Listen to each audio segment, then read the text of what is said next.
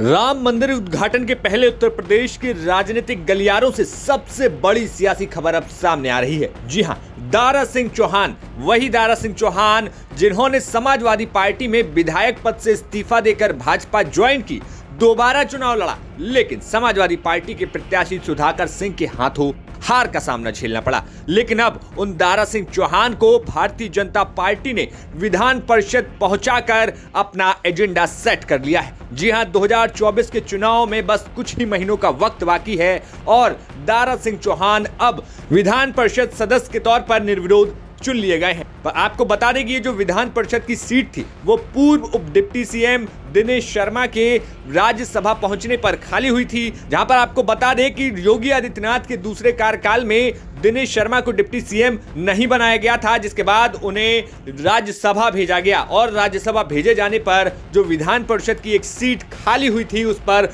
Bharatiya Janata party ने अपने प्रत्याशी के तौर पर दारा सिंह चौहान का नाम आगे किया था, जिसके बाद अब निर्विरोध तौर पर दारा सिंह चौहान को वहां पर विधान परिषद का सदस्य मान लिया गया है। और इसके बाद ये साफ हो गया है कि अगर योगी आदित्यनाथ मंत्रिमंडल में विस्तार होता है तो दारा सिंह चौहान को वहां पर मंत्री बनाया जा सकता है। सबसे बड़ी अटकलों के बीच चर्चा ये थी कि आखिर ओम प्रकाश राजभर को कब मंत्री बनाया जाता है और अब भारतीय जनता पार्टी में आए दारा सिंह चौहान का क्या होगा। दारा सिंह चौहान नोनिया चौहान बिरादरी से आते हैं, जिनका पूर्वांचल के कई जिलों में काफी ज्यादा महत्व है और 2024 को लेकर भारतीय जनता पार्टी किसी भी तरीके से रिस्क लेने के मूड में नहीं दिख रही है। उसने तमाम स्थानीय पार्टियों को अपने साथ लेकर आगे बढ़ रही है और 2024 में जिस तरीके से चुनाव अपने उफान पर है, ऐसे में दारा सिंह चौहान को फिर से अगर भारतीय जनता पार्टी मंत्री बनाती है तो कहीं ना कहीं उसको चौहान नोनिया जो समाज है उसका वोट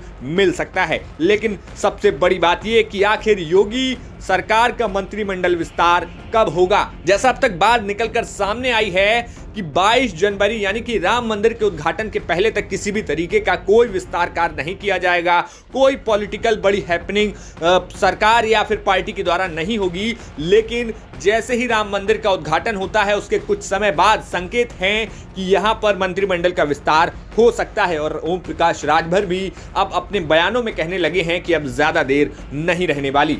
तो फिलहाल जिस खरमास की बात ओम प्रकाश राजभर कर रहे थे और दारा सिंह चौहान तो फिलहाल कैमरे के सामने कम दिखाई दे रहे थे, अब दोनों ही नेताओं की लॉटरी जो है निकलने वाली है और 2024 के चुनाव में क्या कुछ रंग देखने को मिलेगा, ये अब खास बात होगी। ब्यूरो रिपोर्ट, यूपी तक।